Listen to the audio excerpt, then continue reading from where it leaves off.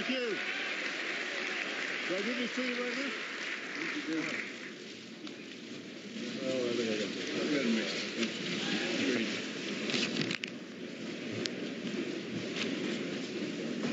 it. Members of Congress, I have the high privilege and distinct honor of presenting to you the President of the United States. Thank you.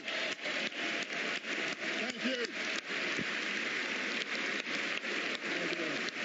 Thank you. You're welcome. Thank you. Thank you very much. Thank you so much. Thank you. Thank you very much. Thank you. Please, everybody else. Mr. Speaker, Mr. Vice President, members of Congress, fellow Americans. 51 years ago, John F. Kennedy declared to this chamber that the Constitution makes us not rivals for power, but partners for progress.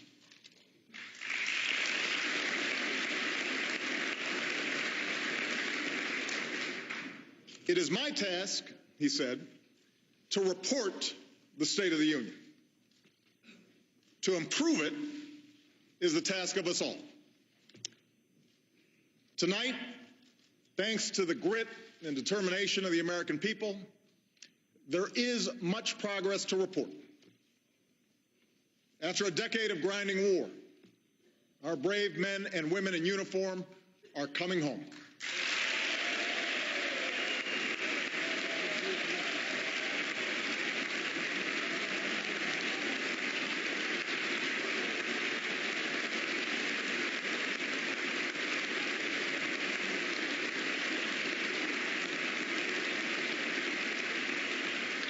After years of grueling recession, our businesses have created over 6 million new jobs.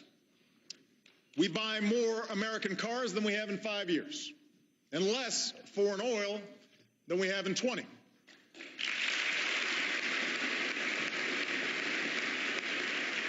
Our housing market is healing, our stock market is rebounding, and consumers, patients, and homeowners enjoy stronger protections than ever before.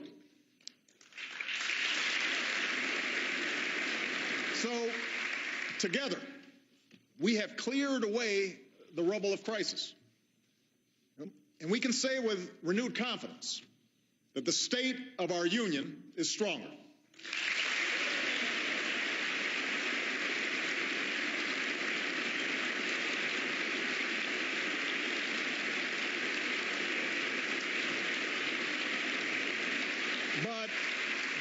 But we gather here knowing that there are millions of Americans whose hard work and dedication have not yet been rewarded.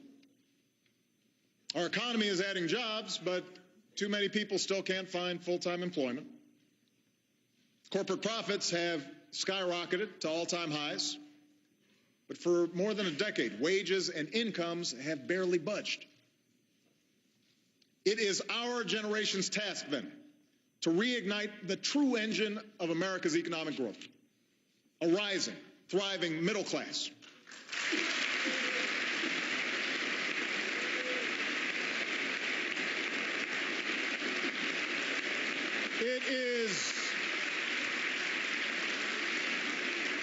It is our unfinished task to restore the basic bargain that built this country. The idea that if you work hard and meet your responsibilities, you can get ahead, no matter where you come from, no matter what you look like or who you love. It is our unfinished task to make sure that this government works on behalf of the many, and not just the few. That it encourages free enterprise, rewards individual initiative, and opens the doors of opportunity to every child across this great nation.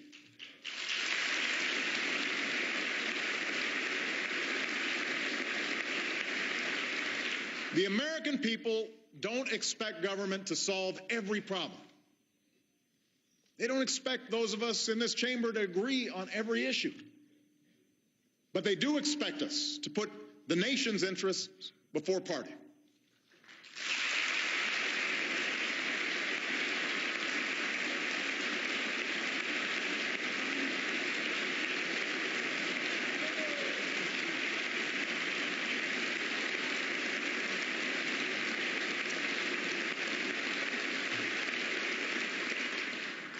They do expect us to forge reasonable compromise where we can.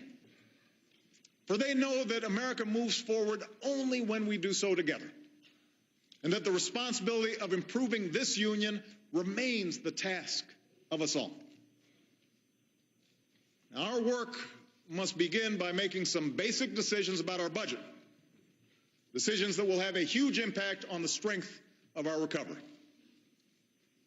Over the last few years, both parties have worked together to reduce the deficit by more than $2.5 trillion, mostly through spending cuts, but also by raising tax rates on the wealthiest 1% of Americans.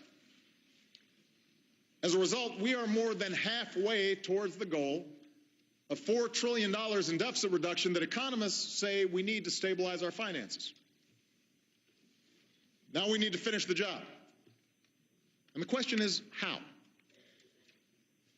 In 2011, Congress passed a law saying that if both parties couldn't agree on a plan to reach our deficit goal, about $1 trillion worth of budget cuts would automatically go into effect this year.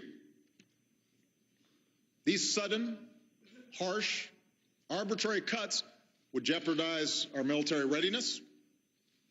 They devastate priorities like education and energy and medical research. They would certainly slow our recovery and cost us hundreds of thousands of jobs.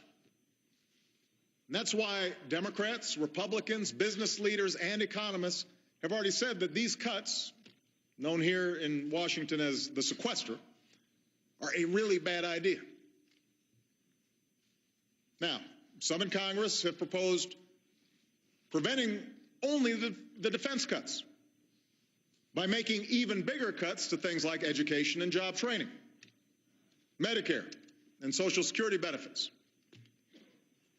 That idea is even worse.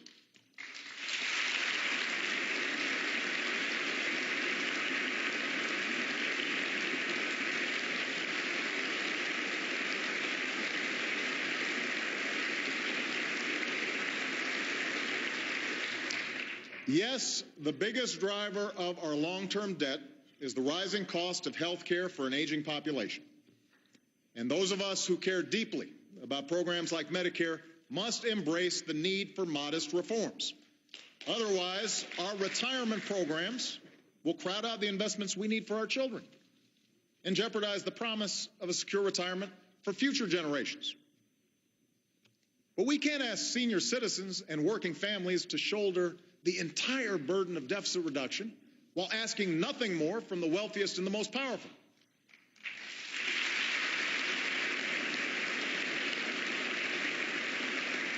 We won't grow the middle class simply by shifting the cost of health care or college onto families that are already struggling, or by forcing communities to lay off more teachers and more cops and more firefighters.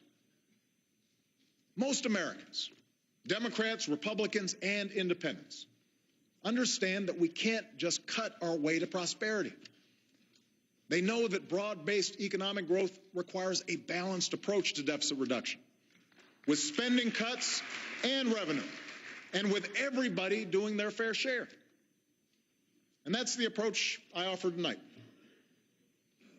On Medicare, I'm prepared to enact reforms that will achieve the same amount of health care savings by the beginning of the next decade as the reforms proposed by the bipartisan Simpson-Bowles Commission. Already, the Affordable Care Act is helping to slow the growth of health care costs. And the reforms I'm proposing go even further. We'll reduce taxpayer subsidies to prescription drug companies and ask more from the wealthiest seniors.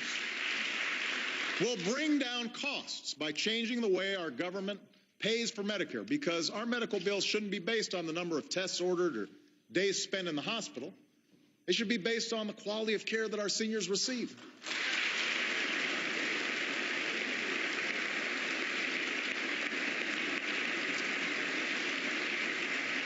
And I am open to additional reforms from both parties, so long as they don't violate the guarantee of a secure retirement. Our government shouldn't make promises we cannot keep, but we must keep the promises we've already made.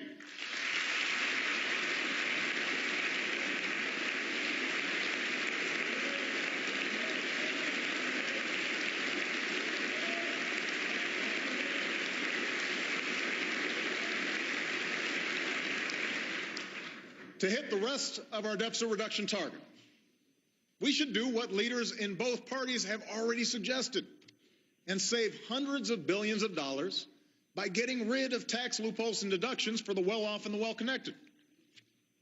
After all, why would we choose to make deeper cuts to education and Medicare just to protect special interest tax breaks?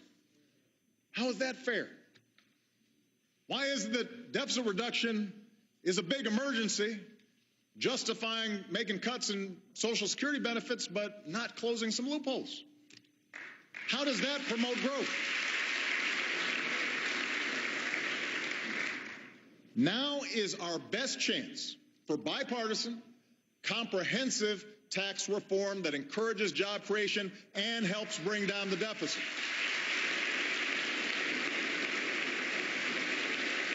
We can get this done.